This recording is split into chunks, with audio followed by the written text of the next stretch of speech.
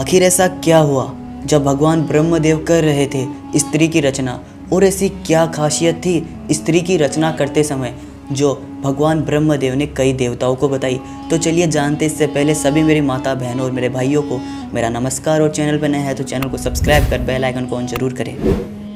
दोस्तों, हमारे सनातन धर्म में 3 देवताओं का वर्णन मिलता है, अर्थात त्रिदेवों ब्रह्मा विष्णु महेश।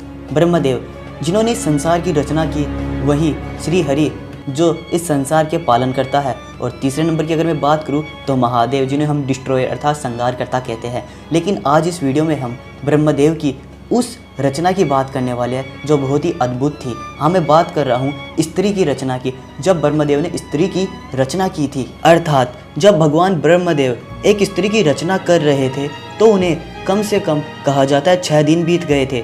6 दिन तक वह एक स्त्री की रचना में व्यस्त रहे, फिर भी स्त्री की रचना अधूरी ही थी। तब देवदूतों ने देखा और वह भगवान ब्रह्मदेव के पास गए और कहा, हे भगवान, आप एक स्त्री की रचना में इतना समय क्यों लगा रहे हैं? तब ब्रह्मदेव ने उन देवदूतों से कहा, क्या आप लोगों ने इसके सभी गुणों को देखा है? ये मेरी वो रचना है जो संसार में सबसे मूल्यवान है। ये सभी परिस्थितियों में सदा डटी रहेगी। स्त्री चाहे कैसी भी हो, ये सबको और अपने परिवार को सदैव खुश रखेगी, और अनेक परेशानियों को सहन करने की क्षमता होगी इसके अंदर। ब्रह्मदेव की बातें सुनकर देवदूत हैरान हो गए और ब्रह्मदेव से कहा, हे भगवान, क्या यह स्त्री अपने दोनों हाथों से इतना कुछ कर सकती है और इतना सहन कर सकती है? तब भगवान ने जवाब दिया, बिल्कुल, मेरी सबसे अद्भुत रचना स्त्री ही कहलाएगी। इसके बाद देवदूतों में से उस स्त्री के पास जाकर जो भगवान की रचना थी उसे हाथ लगाया तो कहा, हे भगवान, ये तो बहुत नाजुक है। तब ब्रह्मदेव ने कहा, बिल्कुल, ये नाजुक है किंतु अंदर से कमज़ोर नहीं है, अर्थात ये कोमल है लेकिन ये अंदर से बहुत मजबूत है। इसके बाद सभी देवदूत भगवान की इस रचना के बारे में जानने के लिए और भी ज़्यादा उत्सुक हो गए, और तब देवदूतों ने भगवान ब्रह्मदेव से कहा, क्या एक स्त्री में सोचने की क्षमता होगी? तब भगवान ब्रह्मदेव ने कहा, एक स्त्री न केवल सोच सकती है अपितु सोचने के साथ ये हर प्रकार की समस्या और परेशानी को सहन करने की शक्ति भी रखती है। तब उन देवदूतों में से एक दूत उस स्त्री की रचना के पास जाकर उसके गाल को छूता है और उसे उसके गाल पर पानी जैसा कुछ प्रतीत होता है।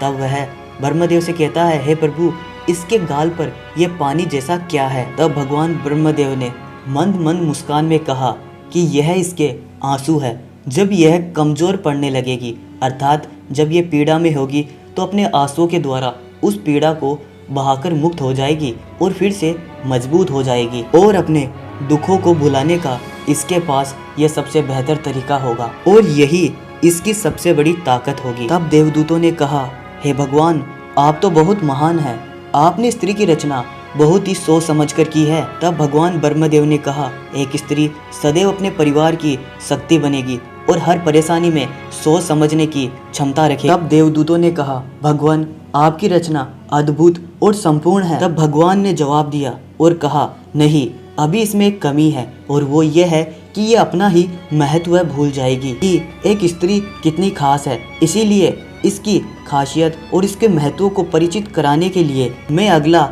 एक पुरुष की रचना करने जा रहा हूँ। तो आखिर ऐसे करते हुए भगवान ब्रह्मदेव ने एक स्त्री की रचना की, जिसके लिए भगवान ब्रह्मदेव को स्वयं समय लगा। तो दोस्तों, आपको यह वीडियो कैसी लगी? अगर कोई भी महिला और कोई भी स्त्री ये वीडियो देख रही है तो प्लीज़ कमेंट कर अपनी राय जरूर